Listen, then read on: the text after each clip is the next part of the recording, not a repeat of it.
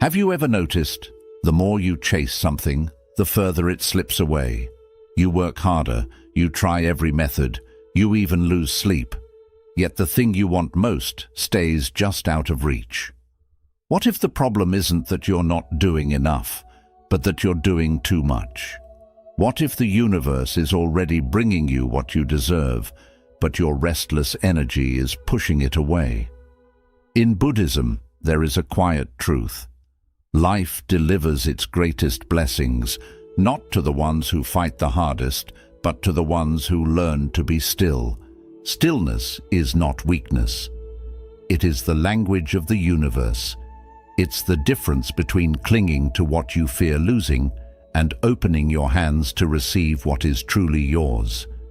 In this video, we'll explore 11 profound lessons from the power of detachment to the beauty of divine timing, each one showing you how to stop forcing life and start flowing with it. And if you stay until the end, you'll hear a rare bonus teaching one that could shift the way you move through the world forever. So take a deep breath, let go of the rush, and let's begin. Lesson 1. Stillness creates space for life to enter. In a world that glorifies constant motion, stillness can feel unnatural. We wake up checking notifications, rush through the day juggling tasks, and fall asleep with our minds still running marathons. We've been taught that movement equals progress, but here's the truth. Sometimes, the very thing you're chasing has been standing at your door all along, but you're making too much noise to hear the knock. Buddhist wisdom teaches that the answers, the opportunities, even the peace we're searching for often arrive quietly. Imagine trying to spot your reflection in a pond while someone is throwing stones into the water. The ripples distort everything, and no matter how hard you look, the image never becomes clear.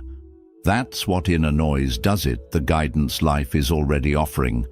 But the moment the water stills, the reflection appears naturally. You don't force it, you simply allow it. Life works the same way. Peace, like a feather landing on a still pond, can only rest where there is quiet. If your mind is filled with urgency, imagined deadlines, and constant what-if scenarios, there's no space left to notice what's already within reach. You might be so focused on chasing the next thing that you miss the blessing sitting right beside you. The universe is not ignoring you, it's simply waiting for you to slow down enough to receive. Think of it like holding a cup that's already overflowing. No matter how much more is poured, nothing new can stay, it spills over and is lost. The same goes for your inner world. If you're too full of worry, overthinking, or the need to control every outcome, there's no room for what you've been asking for to truly land. And sometimes, what we think is bad timing is really just life waiting for us to clear space inside ourselves. Here's something to reflect on. What am I too full of to welcome what I've been asking for? Sit with that question. It might be fear. It might be the pressure to match someone else's pace. It might even be the idea that you must earn everything through struggle. Whatever it is, notice it. Awareness is the first step to letting it go. Stillness is not about doing nothing. It's about creating space for the right things to enter. It's about trusting that you don't have to micromanage the universe for it to work in your favor. When you quiet the noise within, you don't lose momentum, you gain clarity, and clarity always knows the fastest path forward. So, for just a moment, breathe. Let go of the urgency. Release the mental clutter. Allow your inner waters to become still, because in that stillness, you might just realize that the life you've been chasing is already closer than you ever imagined, waiting quietly for you to finally notice. Lesson 2. Desperation pushes blessings away. We've all felt it, that tightening in the chest when we want something so badly, we're afraid to lose it before we even have it. Maybe it's a relationship, a job, an opportunity, or a dream. At first, The desire feels exciting, full of possibility. But if we're not careful, that longing can quietly transform into fear. And fear changes everything. When fear takes over, we grip too tightly. We start to control, to force, to overthink every detail. But here's the paradox. The tighter you hold on, the more what you want seems to slip away. It's like trying to hold water in clenched fists. You think you're keeping it safe, but in reality, you're pushing it out. The universe, much like water, flows where there is openness, not where there is tension. Buddhist wisdom teaches that the energy we carry speaks louder than our words. Desperation might look like deep desire from the outside, but at its core, it's a signal of lack, a silent message to the universe that says, "I don't believe I can have this unless I hold on for dear life." And the universe doesn't respond to panic. It responds to presence, to trust, to the calm confidence that what is truly yours can never be taken from you. Think of it this way. When your hands are clenched, nothing can enter them. But when your palms are open, you're in a position to receive. Letting go doesn't mean giving up. It means trusting that if something is meant for you, it will find you. And if it leaves, it was never to keep. This isn't just positive thinking. It's alignment with the natural law that what belongs to you will always return in the right way, at the right time.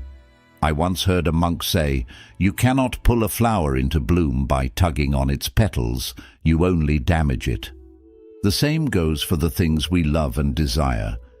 You can nurture them, care for them, create the right environment, but the moment you try to force them, you interrupt their natural unfolding. That's what desperation does. It takes something pure and strains it under the weight of fear. So ask yourself, where in your life are you gripping too tightly? What would happen if just for today you loosened your hold? Not because you don't care, but because you trust, because you know that what's truly meant for you already has your name on it. Nothing can erase it. When you replace desperation with faith, your energy shifts, you become lighter, and in that lightness, you make space for what's meant to arrive. The truth is, blessings don't come to clenched fists. They come to open hands and an open heart. Trust that, and watch how much more easily life begins to give. Lesson 3. Silence often means rearrangement. There's a strange moment in life when everything seems to go quiet. The calls slow down. Opportunities pause. Even the excitement you once felt begins to fade into stillness. And if you're like most people, your first thought is, something must be wrong. But what if nothing is wrong at all? What if this quiet is not an ending, but the most important part of the process? Buddhist wisdom reminds us that silence is not the absence of movement. It's often the sign that the universe is rearranging things in ways we cannot yet see. It's like the work happening behind the curtain before the grand performance. The lights are still dim. The stage looks empty. But backstage, every piece is being set in place so the show can unfold perfectly. Think of a plant. Before it blooms, before even a single leaf appears above ground, the roots are growing deep in the soil. You can't see them, but they are spreading, anchoring and strengthening the plant for the moment it breaks through. If you judged the plant's progress only by what you could see, you might think nothing was happening at all. But in truth, everything was happening just out of sight. Life works the same way. When things go quiet, it might mean people are moving into the right positions, opportunities are aligning in the background, and timing is being perfected. The problem is, we often mistake this quiet for being stuck. We panic, we push, we try to force action because we're uncomfortable with stillness. But forcing too soon can pull the roots before they've had time to take hold. The real question to ask yourself in these moments is this: can I feel at peace without visible progress? Can I trust that the silence is not empty, but full of unseen movement? Because here's the truth. The universe has a rhythm that doesn't match our timelines. It works with precision, not pressure. And sometimes the delay is not about holding you back, but about making sure that when your opportunity arrives, you're fully ready to step into it. So the next time life feels quiet, resist the urge to fill it with noise. Sit with it, breathe into it, let it be. Because this stillness might just be the final preparation before your next season begins. And when it does, you'll see that the roots were growing all along, deep, strong, and exactly where they needed to be.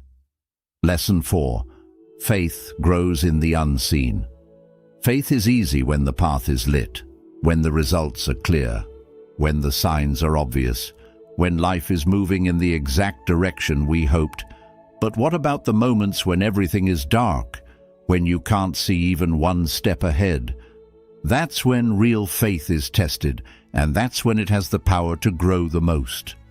In Buddhist wisdom, not seeing doesn't mean nothing is happening. A seed doesn't begin its life in the sunlight. It starts underground, in the quiet, hidden from view. It breaks open in the dark, and only then does it rise toward the light.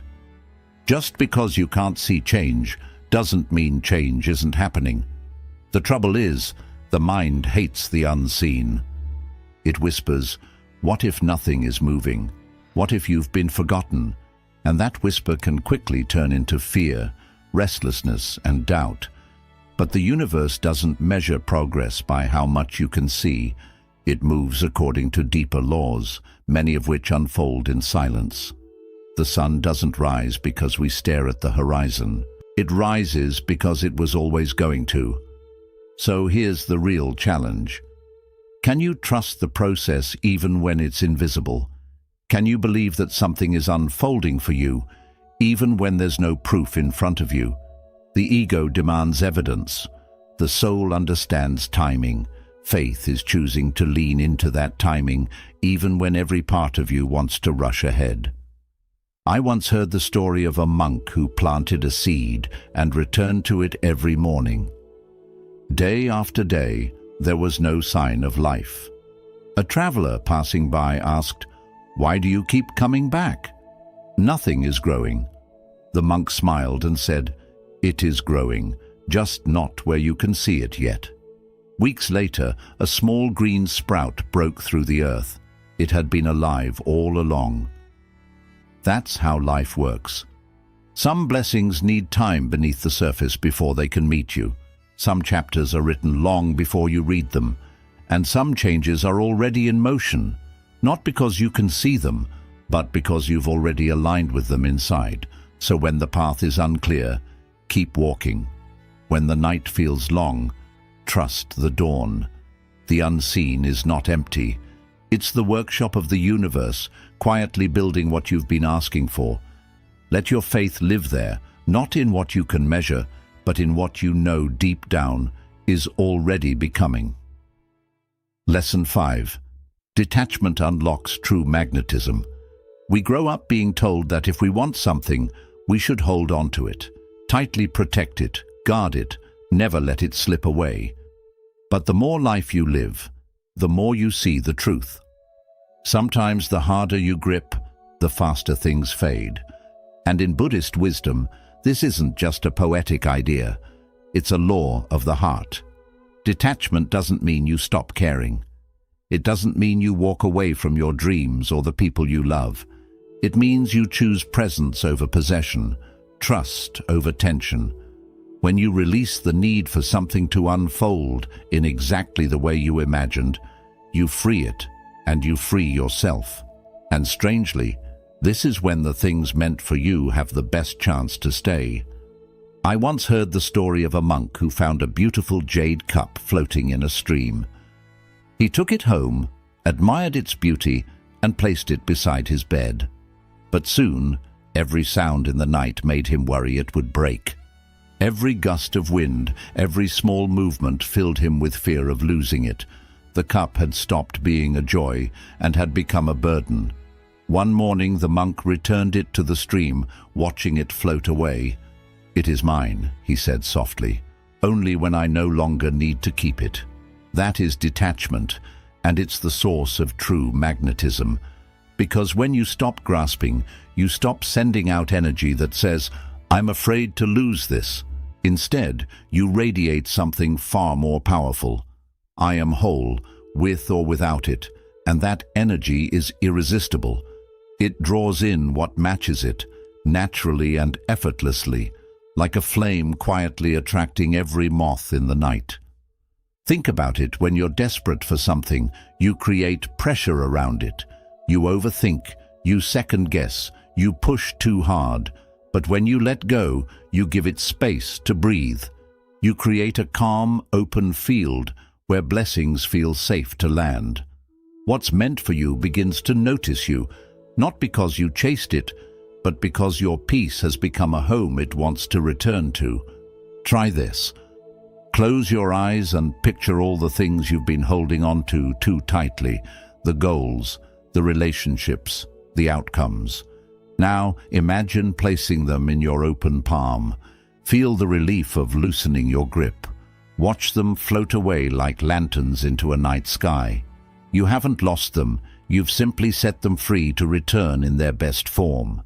Detachment is not weakness. It's the quiet confidence that you are enough, no matter what comes or goes.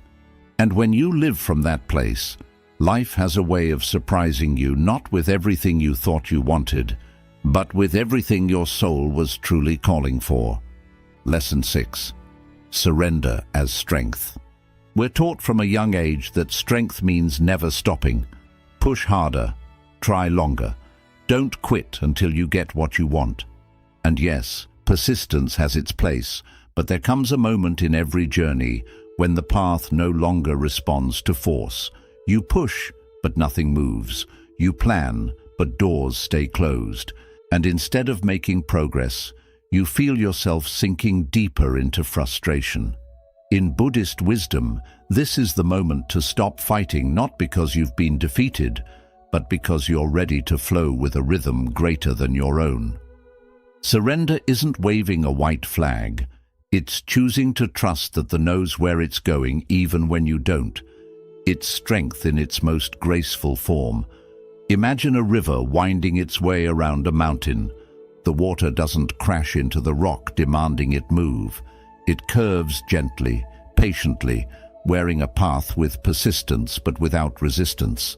And over time, the water reaches the ocean long before the rock even notices. That's the power of surrender. It gets you where you're meant to be without exhausting you in the process. I once heard a teacher say, "You know it's time to let go when trying has turned into struggling, and struggling has turned into suffering." That's the line we often cross without realizing it. We think we're being strong by holding on, but real strength is knowing when to release. Because the truth is, some things are not meant to be pushed open. They're meant to open when the timing is right. Surrender is not passivity. It's the deepest kind of participation with life. It's saying, I will do my part, but I will also trust the parts that are not mine to control. When you let go, you stop shouting at the river to change direction, and you start listening to where it's already flowing. That's when you notice the gentle nudges, the subtle signs that were drowned out by your noise before. Think for a moment. Where in your life are you still swimming upstream? What situation, dream, or relationship are you holding so tightly that it's become a struggle instead of a joy? What would happen if you stopped trying to control every turn and simply let it be? Letting go can feel terrifying. But here's the secret. You're not falling into emptiness. You're being carried. Just like a leaf floating on the surface of a stream, you may not know where it's leading, but you can trust that the flow will take you exactly where you need to go. So today, give yourself permission to stop fighting the currents that exhaust you. Lay down the burden of needing to know every outcome.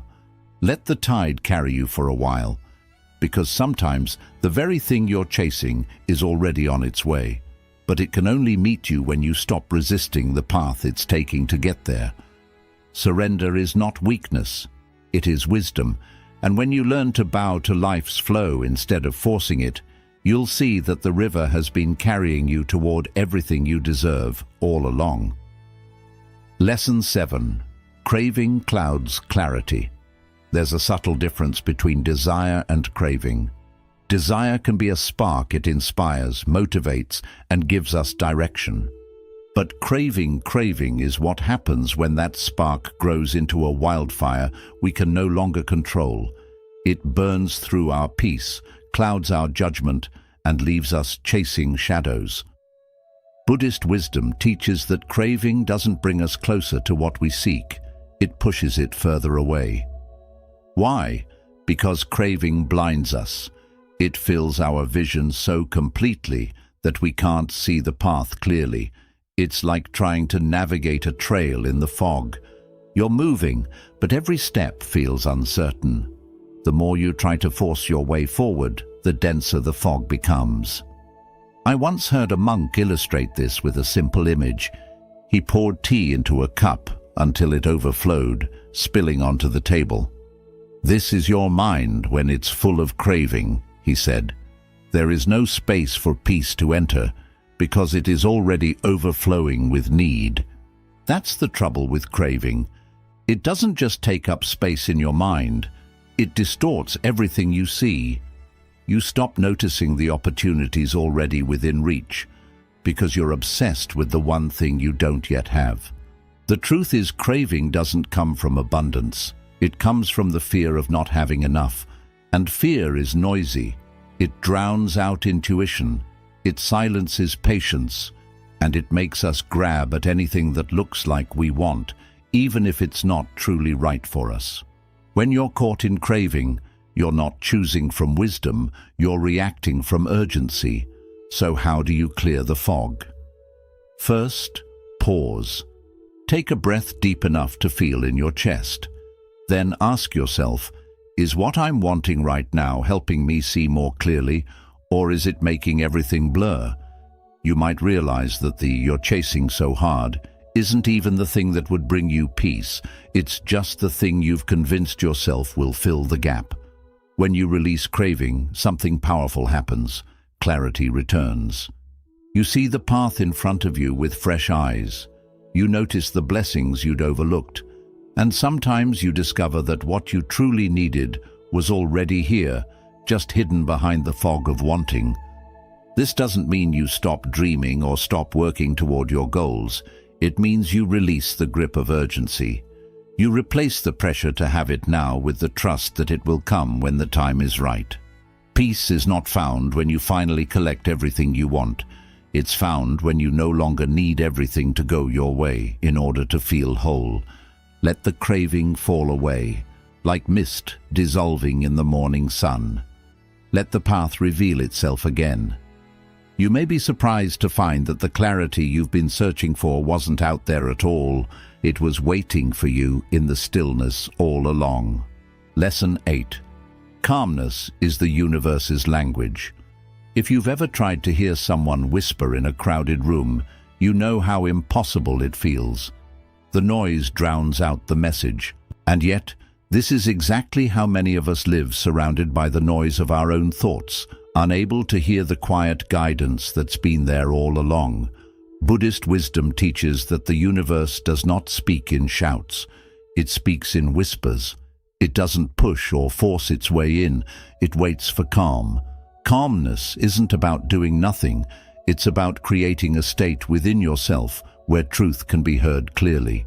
Just like a lake only reflects the sky when it is still, your mind can only reflect the right path when it's at peace. There's a story of a man who sat at the edge of a forest every day, calling out to the wind for direction. He would beg for signs, demand answers, and shout his questions into the air. One day, an old monk joined him and sat silently. Minutes passed. The wind shifted, leaves rustled. A single feather drifted down in front of them. The man asked, Why does the universe answer you and not me?" The monk smiled and said, "Because I listen, not to reply, but to receive." When we are desperate for answers, we tend to make more noise. We overthink. We rehearse conversations that haven't happened. We imagine all the worst outcomes. But the universe doesn't respond to panic or chaos. It responds to the stillness of trust. Calmness sends a different message. I am ready to hear. I am ready to receive. Ask yourself, what noise am I carrying right now? Is it worry about the future? Anger from the past? The need to have everything figured out before I can feel at peace? Whatever it is, notice how it fills the space where guidance could be. The truth is, you don't have to chase answers. You have to make room for them. You don't have to scream to be heard. You only have to whisper and wait. Calmness is not weakness. It's power in its quietest form. It's the energy that makes blessings feel safe to approach. So slow your breathing. Release the tension in your shoulders. Let your mind settle like water after the storm. In that stillness, you'll start to notice the signs you thought weren't there, the chance encounters, the sudden clarity, the gentle nudges forward. They've always been there. You just needed the quiet to hear them. Lesson 9. Energy arrives before results. Long before your dreams take shape in the world, something else arrives first: your energy. It's the quiet signal you send out every day, whether you're aware of it or not. And in Buddhist wisdom, that signal speaks far louder than your words or your plans. You don't attract what you say you want. You attract what you are. Think about a tuning fork. It doesn't vibrate just because you tell it to. It vibrates when it meets a matching note. Life works the same way. If you're holding on to chaos, doubt, or fear, you'll draw in people and situations that match that frequency. If you carry peace, trust, and grounded confidence, you create the conditions for those same qualities to find you. A student once asked a monk, "Why am I doing all the right things, yet nothing is changing?" The monk replied, "Because you are planting seeds with trembling hands. Your actions are correct, but your energy is uncertain." It's a simple truth: the universe doesn't just respond to your effort, it reflects your essence. Most people get it backwards. They wait for life to give them peace before they allow themselves to feel peaceful. They wait for success before they feel worthy, for love before they feel whole. But alignment works in reverse. You feel it first, and then life matches it. So here's the question to sit with. What is my energy inviting into my life right now? Do I radiate trust or tension? Am I embodying the peace I say I want? Or am I waiting for external changes before I let myself feel it? Try this simple shift. Each morning, before the noise of the day begins, take a few breaths and step into the version of yourself who already has the peace, love, or success you're seeking. Feel what it's like to live in that space. Carry that feeling with you, not as pretending, but as practicing alignment. Because when you hold that frequency consistently, something changes, not in the distant future, but now. You start to notice opportunities that match your energy. You start making choices that align with your vision, and life responds, not because you begged it to, but because you've become a match for what you seek. Remember, results are the echo, energy is the voice. Send out the signal of the life you want, and watch as it quietly begins making its way to you. Step by step, moment by moment, until one day you realize you're living what you once only dreamed. Lesson 10. Timing is sacred. We live in a world obsessed with speed. Fast results, instant answers, overnight success. We've been conditioned to believe that if something takes too long, it must mean we're falling behind. But life, in its quiet wisdom, does not follow our deadlines. And in Buddhist teaching, timing is not just a detail, it is sacred. Not everything blooms in spring. Some flowers open in the heat of summer, others wait for the gentle cool of autumn. They don't force themselves open before they're ready, and they're never late. They bloom in the exact moment nature intended. Your journey is no different. The trouble is, when we can't see progress, we start to panic. We look around and notice others moving ahead. We think, why not me? Am I missing my chance? But a seed buried in the soil doesn't panic just because the plant next to it has already sprouted. It knows that growth is happening and the dark roots are forming. Strength is building so that when it finally breaks the surface, it can stand tall and steady. I once heard a teacher tell a story about a young monk who asked, "Why is my progress so slow? I meditate, I practice, I serve, yet nothing changes." The master took him outside into the night and pointed at the sky. "Where are the stars?" he asked. The monk frowned. "I can't see them." The master smiled. "Because it's not dark enough yet."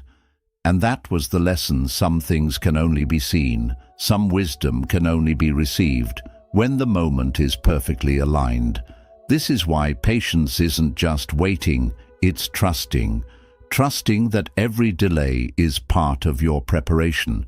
Trusting that the universe is arranging not just the what, but also the when. Because the wrong timing can turn even the right thing into a burden, while the right timing makes it effortless. So instead of treating time like an enemy, learn to see it as an ally. When life slows down, ask yourself, what is this moment preparing me for? What skills, insights, or inner strength am I meant to gather before the next chapter begins? The stars will appear when the sky is ready. The doors will open when the path is clear. And when that moment comes, you'll realize the wait wasn't a pause. It was a perfect, sacred rhythm carrying you exactly where you were meant to go. Lesson 11. What you deserve isn't given, it's recognized. We often think we have to earn everything: love, respect, success, even our own worth. We work harder, achieve more, and push ourselves to prove that we're deserving. But in Buddhist wisdom, what you truly deserve is not something life hands you like a prize. It's something that's recognized the moment you align with who you really are. Think of a lighthouse. It doesn't run up and down the shore, begging ships to notice it. It doesn't flash brighter in desperation or try to prove its value. It simply stands tall, steady, and lit. And because it shines without apology or insecurity, the ships find it naturally. That's how what's meant for you works. It's drawn to your light, not your effort to chase it down. The problem is, most of us have been so busy trying to be chosen that we forget to simply be. We wear masks to match the expectations of others. We chase goals that impress others but leave us feeling empty inside. And when what we desire doesn't come, we believe it must be because we're not enough yet. But the truth is, the universe will never send the right blessings to the wrong version of you. I once heard a monk ask a seeker, "In all your striving, have you ever paused just to be yourself?" The seeker looked puzzled and asked, "To be what?" The monk smiled softly. "To be you. Not the you who performs, not the you who hides, but the you who is whole, even without anyone's applause." That's the space where true recognition begins. When you stand in your truth, without bending to win approval, life starts to change. You're no longer chasing, you're shining. You send out a clear message. This is who I am, and I am ready to receive what belongs with me. And the right people, opportunities, and moments begin to come, not because you forced them, but because you became the version of yourself they were meant to find. So ask yourself, am I trying to prove my worth, or am I living from it? Am I dimming my light to fit someone else's expectations, or am I letting it shine at full strength? Because when you stop trying to earn what's already yours, you stop blocking it. Stand like a lighthouse, steady, certain, and glowing. Let what's meant for you recognize you and return to you. Not to the version of you that's chasing, but to the one who remembers, I am already enough. bonus lesson. The universe answers to inner stillness, not outer struggle. In a world that praises hustle, we're taught that movement means progress. If you're not always doing, pushing and chasing, you must be falling behind. But in Buddhist wisdom, many of life's deepest changes don't happen through force. They happen through stillness. Stillness isn't the absence of action, it's the presence of alignment. You could take 100 rushed steps in the wrong direction and end up further away from where you need to be. Or you could take one calm, intentional step from a place of clarity, and that will bring you closer to your destination than all the rushing in the world. I once heard a teacher compare it to a cup of tea. If the cup is already full, filled with worry, fear and endless planning, there's no space for anything new. The tea will just spill over. But when you empty the cup, when you quiet the noise inside, you make room for the universe to pour in exactly what you need. Picture a garden at dawn. The air is still, the leaves unmoving. In that quiet, the dew forms and the light gently touches the earth. Growth doesn't happen because something forced it. It happens because the conditions welcomed it. Your life works the same way. When you are calm, grounded and open, what is meant for you begins to grow naturally. Ask yourself, are my actions coming from trust or from fear? Am I moving because I'm inspired or because I'm afraid to be still? Often we mistake constant activity for progress, when in truth we're just running in circles, too busy to see the doors that are already open. The truth is, what's meant for you never needs to be forced into existence. It needs to be welcomed. And welcoming isn't passive, it's powerful. It's choosing to stand in quiet confidence, knowing the universe is aware of your name, your needs, and your timing. So, loosen your grip. Stop trying to force doors open and get ready to walk through the ones that will open for you. Shift your focus from proving to becoming. Because when you're still on the inside, the signal you send out is clear, and the universe always responds.